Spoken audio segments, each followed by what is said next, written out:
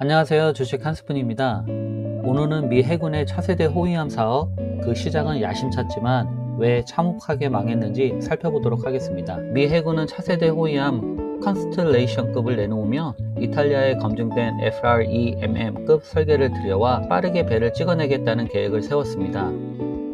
하지만 현실은 달랐습니다. 비현실적인 요구사항이 추가되며 설계는 누더기가 되었고 원본과의 공통점은 고작 15%에 불과했습니다. 조선소 현장은 멈춰섰고 일선 해군 장병들은 당장 작전에 투입할 배가 없어 허덕였습니다. 그럼에도 불구하고 해군 수뇌부와 조선사들은 나오지도 않는 설계에도만 붙잡고 탁상 공론을 벌이며 프로젝트를 말아먹었습니다. 결과는 배수량은 기형적으로 불어나고 한 척당 가격은 무려 14억 달러, 2배로 치솟았습니다. 그런데도 배는 그림의 떡이었습니다. 다급해진 미 해군과 헌팅턴 잉걸스는 믿기 힘든 제안을 꺼냅니다. 해양경비대가 쓰던 NSC 레전드급 경비함을 군함으로 개조하겠다는 것이었죠. 하지만 이 배는 애초에 순찰용이라 미사일을 세워 넣는 VLS 수직 발사대를 탑재할 공간조차 없고 구조적 강도도 발사 충격을 견디지 못합니다.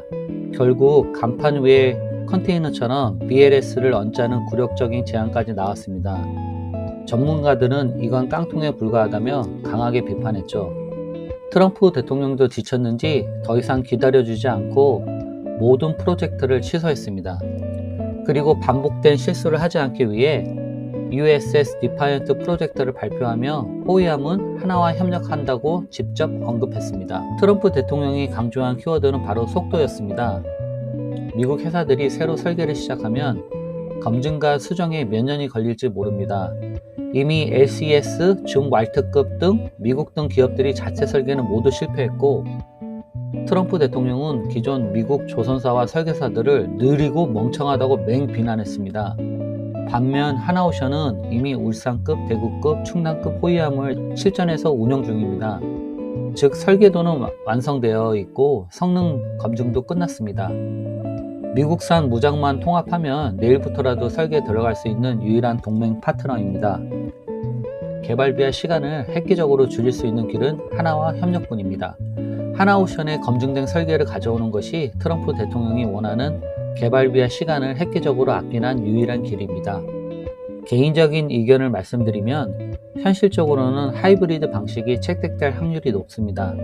선체 및 추진 체계는 한화오션 4300을 베이스로 하고 전투 체계 및 무장은 미국 로키드 마튼 같은 업체가 주도할 것으로 보입니다. 미 해군의 이지스 시스템, 스파이 레이더, 토마호크 미사일 등을 통합해야 하므로 이 부분은 미국 측이 주도하거나 하나 시스템이 긴밀히 협력하는 형태가 될 가능성이 큽니다. 이러한 신형 호위함은 하나와 협력으로 총 73척이 확보될 예정입니다. 이를 위해 하나는 50억 달러를 투자해 재가동하는 필라델피아 조선소를 핵심 생산 기지로 삼고 있습니다. 하나 필리조선소의 의미는 단순히 배를 만드는 공장 그 이상입니다. 아시다시피 미국 법 존스 액트는 군함은 반드시 미국 내 조선소에서 건조해야 한다고 엄격히 규정합니다. 아무리 한국 거제도 5호 조선소가 배를 잘 만들어도 그동안 미 군함을 직접 수주할 수 없었던 결정적인 이유가 바로 이 법 때문이죠. 그래서 HT 현대중공업의 헌팅턴 잉걸스와의 MOU, 삼성중공업의 비거마린 MOU는 실질적 의미가 없습니다. 하지만 한화오션은 전략적으로 필라델피아 조선소를 인수하고 대규모 투자를 당행함으로써 이곳을 하나의 기술이 흐르는 미국 현지 공장으로 완벽하게 탈바꿈시켰습니다. 이제 하나는 미국 기업이면서 동시에 미국 현지 기업의 지위를 갖게 되었습니다. 필리조선소는 빠르게 변하고 있습니다. 연간 한 척도 겨우 만들던 낡은 조선소가 현재는 연간 2척 이상을 건조할 수 있는 수준으로 끌어올렸고 향후 최대 연간 20척까지 확대할 예정입니다. 현재 하나 필리조선소는 미국 해상청으로부터 국가안보 다목적 선박을 수주해 마무리 건조 작업을 진행 중입니다. 이렇게 수주를 늘려가며 현지에서 기술을 인정받으면 조만간 미 네이비 야드에서 비활성화된 4개의 도쿠도 하나가 인수하거나 장기 임대해 사업을 더욱 확장할 수 있을 것으로 보입니다. 현재 하나는 인력과 역량을 지속적으로 갖춰가고 있으며 경제가 침체됐던 필라델피아 지역사회에 활기를 불어넣고 있습니다. 펜실베니아 주지사와 필라델피아 시장 모두 하나의 호의적입니다. 주지사 및 시장 모두 민주당 소속이지만 다가오는 재선을 위해 지역경제 발전을 중시하며 하나가 지역관계 발전에 중요한 역할을 담당하고 있기에 매우 협조적입니다. 따라서 앞으로 하나가 도크가 더 필요할 때 발벗고 나서서 하나에게 임대나 매각을 지원할 가능성이 큽니다. 최근에 발표한 미 연례 국방보고서를 살펴보겠습니다. 이번 보고서에서 가장 주목해야 할 부분은 바로 2027년 중국의 대만 침공 가능성입니다. 보고서에 따르면 중국은 2027년까지 대만을 무력으로 통일할 능력을 확보하는 것을 최우선 목표로 하고 있습니다. 또한 2030년까지 핵탄두를 2배로 가까이 늘리고 2049년까지는 세계 최강 군사력을 확보하겠다는 장기 목표를 세웠다고 합니다. 특히 미국이 놀란 부분은 중국 해군력 증가 속도입니다. 예상보다 훨씬 빠르게 성장하고 있어 이대로라면 2035년까지 미국 해군을 턱밑까지 추격할 것이라는 분석이 나왔습니다. 현재는 미국이 앞서 있지만 초월당하는 건 시간 문제라는 겁니다. 게다가 우주 분야에서도 중국의 인프라 확장 속도가 심상치 않아 미국이 심각하게 위협을 느끼고 있습니다. 이 발표 이후 미국은 국방수건법을 통해 해군과 우주 방산 예산을 대폭 증액했습니다. 중국의 빠른 추격에 대응하기 위해서죠. 그리고 이어서 지난주 트럼프 대통령이 황금 함대 계획을 공개했습니다. 이 발표를 보면 왜 제가 계속해서 한화오션 주가 상승을 말씀드리는지 이해하실 수 있을 겁니다. 트럼프 대통령은 해군력 증강에 올인하고 있습니다. 중국이 턱밑까지 따라온 상황에서 머뭇거리다가는 순식간에 초월당할 수 있기 때문입니다. 만약 바다와 우주 패권을 중국에 빼앗긴다면 미국은 군사 패권 자체를 넘겨줄 수밖에 없다는 위기감이 깔려 있습니다. 그래서 트럼프 대통령은 국민 앞에서 직접 보고를 했습니다. 그는 미국 역사상 가장 강력한 전함을 만들겠다라며 지금보다 100배 강력한 전함 2척을 2년 반 안에 건조하고 한국 기업 하나와 협력해 궁극적으로 20에서 25척을 만들겠다는 발표를 했습니다. 이를 통해 미국의 군사적 우위를 유지하고 동시에 미국 조선업을 부활시키겠다는 의지를 드러낸 겁니다. 이제 투자 이야기를 해보겠습니다. 트럼프 대통령의 하나협력 발언 이후 한화오션 주주님들은 단기적인 몇 프로대 주가 조정에 신경 쓸 필요가 없습니다. 2026년 상승 추세가 시작되면 강력한 랠리가 펼쳐질 가능성이 큽니다. 트럼프 대통령의 발언을 다시 정리하면 핵 잠수함은 필리조선소에서, 호위함은 하나와 협력, 여기에 한국의 차세대 호위함 프로젝트 KDDX도 한화오션에게 매우 유리하고 또 미국의 알래스카 가스 프로젝트로 인해 LNG선이 120척이 필요하고 북한 항로 개척으로 세빙선 10척이 추가로 필요합니다. 이외에 캐나다의 60조 규모 잠수함 사업, 인도네시아, 필리핀, 태국, 사우디, UAE, 이집트 잠수함 사업 수주 가능성까지 이어지면 호재성 뉴스가 계속 투자자들의 관심을 끌어줄 겁니다. 이로 인해 주가는 장기적으로 우상향할 가능성이 높습니다. 2026년에는 전 고점이었던 15만원을 단숨에 돌파할 수 있고 이후 17만원에서 18만원까지도 열려 있습니다. 다만 주식은 쉬지 않고 끝없이 오르지 않으니 수익을 어느 정도 보셨다면 욕심 부리지 말고 수익 실현 후 조정 때 다시 들어가는 전략을 추천드립니다. 이 과정을 반복하다 보면은 여러분의 계좌도 점점 두둑해질 것입니다. 오늘 내용은 여기서 마무리하겠습니다. 이어지는 영상에서는 미국 전문가의 시각에서 왜 과거 차세대 군함 사업이 실패했고 트럼프 대통령의 USS Defiant 전함 프로젝트가 왜 필요한지 설명하는 영상입니다. 내용이 아주 알차니 꼭 신청해 보시길 추천드립니다. 특히 한화오션 주주님들이라면 필수 시청 추천드립니다. 오늘도 시청해 주셔서 감사합니다. 새해 복 많이 받으세요.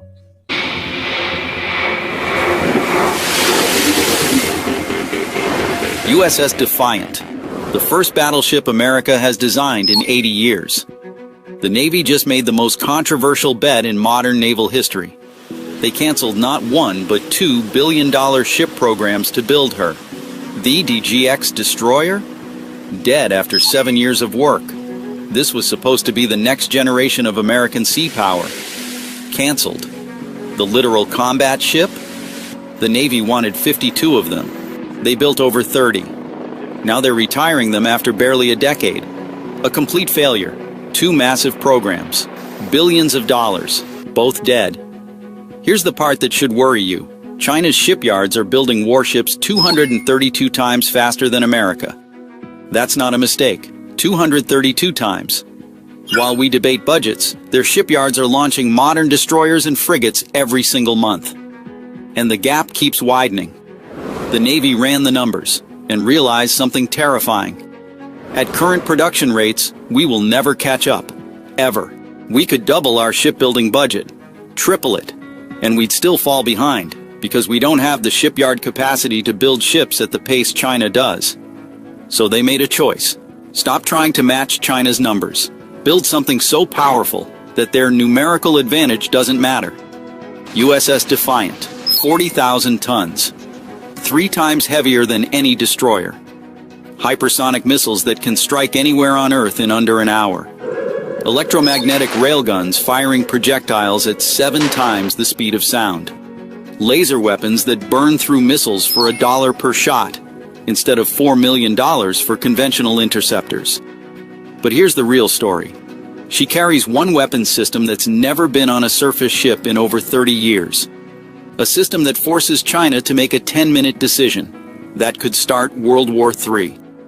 This is the concept of strategic ambiguity. A doctrine designed not to start wars, but to prevent them through fear.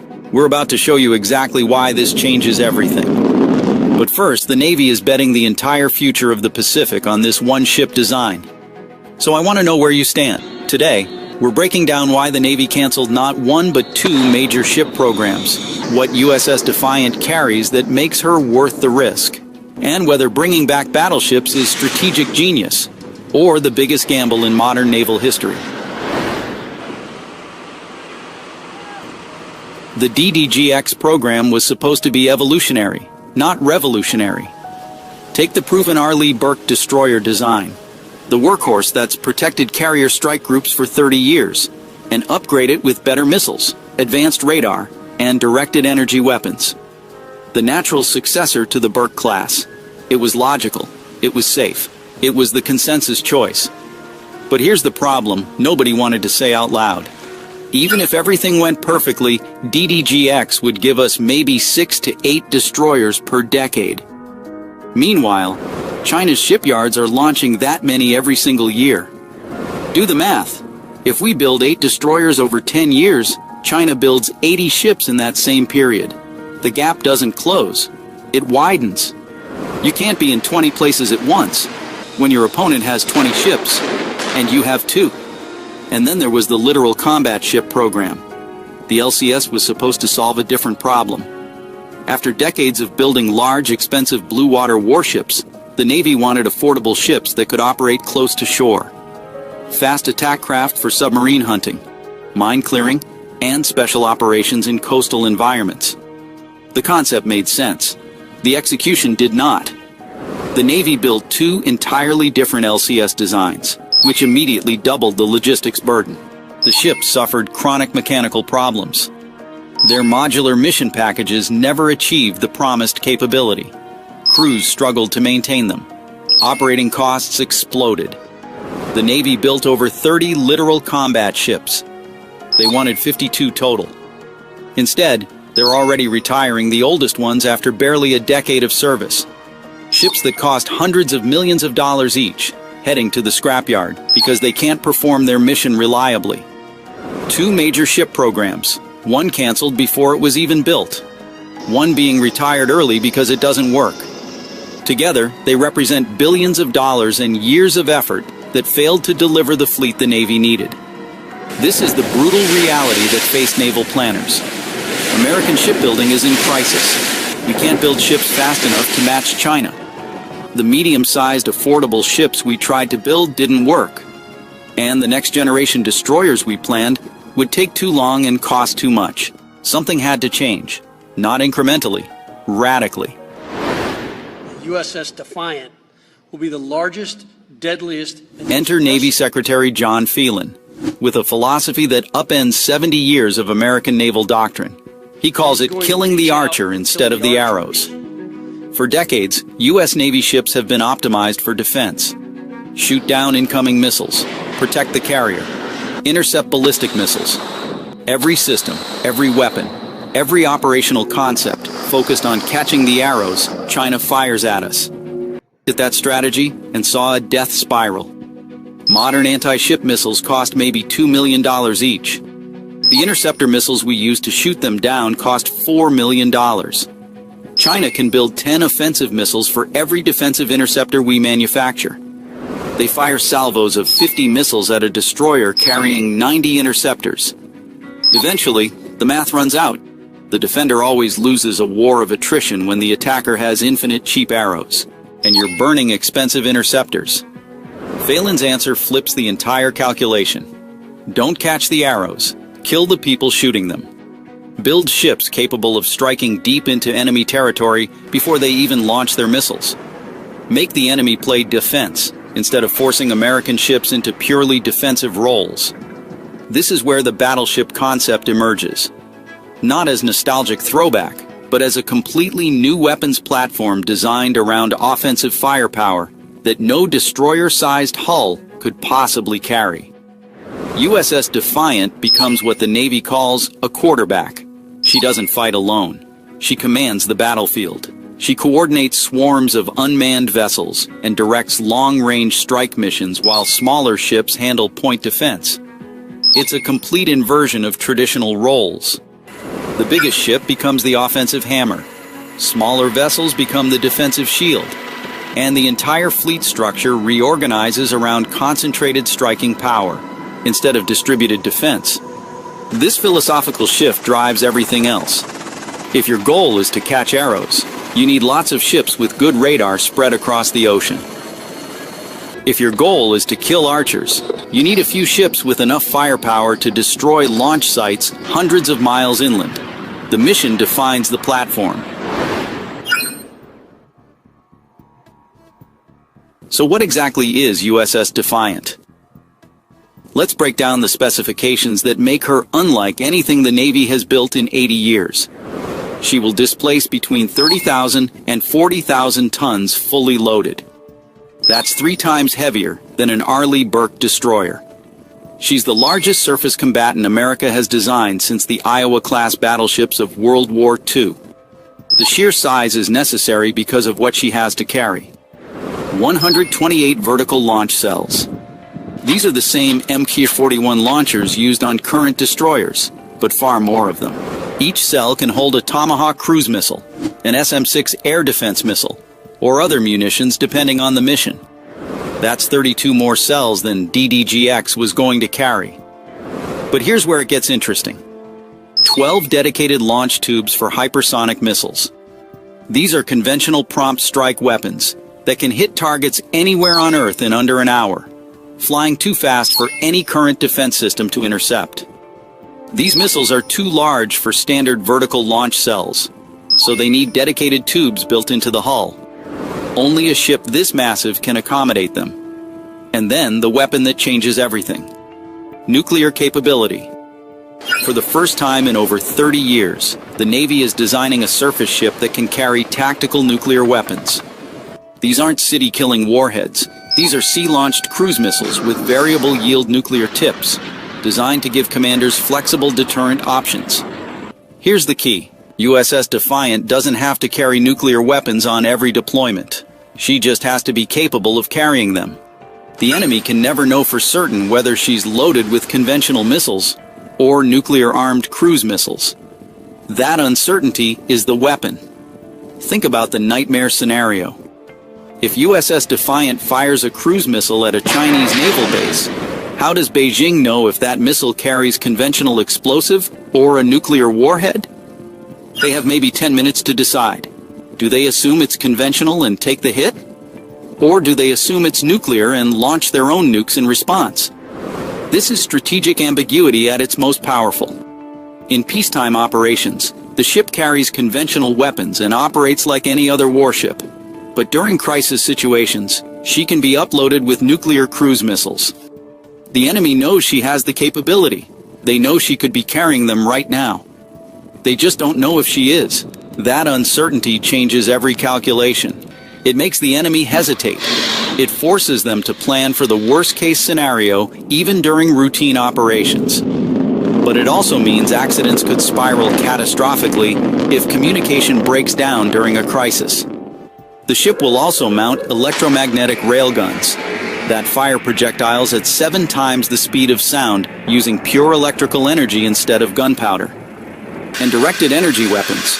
laser systems with 600 kilowatts of power, capable of burning through drones and cruise missiles at the speed of light, for less than $1 per shot. This is the technology bet.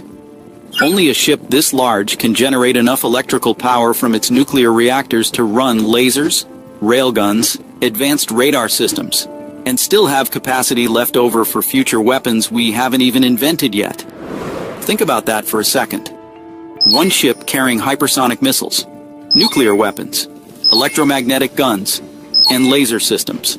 This isn't just a warship. It's a mobile strike platform that can threaten an entire coastline from international waters. Now let's talk about the elephant in the room, the Zumwalt disaster. The DDG-1000 Zumwalt class destroyer was supposed to be a fleet of 32 ships, stealth hull, advanced gun systems, electric propulsion, the future of naval warfare. The Navy built 3. The program went so far over budget and behind schedule that Congress killed it before even 10 ships were completed. So here's the fear. Is the Trump-class battleship just Zumwalt 2.0? The Navy says they've learned from those mistakes. Here's the key difference. Zumwalt was a Ferrari trying to haul cargo. Everything custom, everything experimental. When one system failed, the whole concept collapsed. The Trump class is a Mack truck designed to smash walls. It uses proven radar systems already deployed on Burke destroyers. It fires existing missiles already in the arsenal. The only experimental systems are the railgun and lasers. And if those don't work, you still have a 40,000-ton battleship with 128 missile cells and nuclear strike capability. The ship doesn't become useless like Zumwalt did, but the Zumwalt shadow still looms large. That program was supposed to build 32 ships and delivered 3. The Trump class is planned for 25 ships. Will the Navy actually build all 25? Or will cost overruns cut the fleet down to 5 or 6 ships, leaving the program as another expensive dead end? Here's the brutal truth. Drawing a warship is easy. Building one is hell. America's shipyards are in shambles. We don't have enough welders. We don't have enough electricians. We don't have enough nuclear technicians. If we don't fix the Rust Belt shipyards first, USS Defiant will never be more than a pretty picture on a PowerPoint slide. The Golden Fleet Order isn't just a military contract. It's an industrial mobilization. A bet that building 25 battleships over 20 years will force American shipbuilding back to life. At the end of the day, the question isn't, do we need bigger ships? The question is, what do we want the United States Navy to look like? Do we want a fleet that hides from China's numbers? Or do we want a fleet that makes China think twice before starting a fight? So why did the Navy cancel DDG-X for a battleship? 3 reasons. First, they can't win a numbers game against China's shipyards.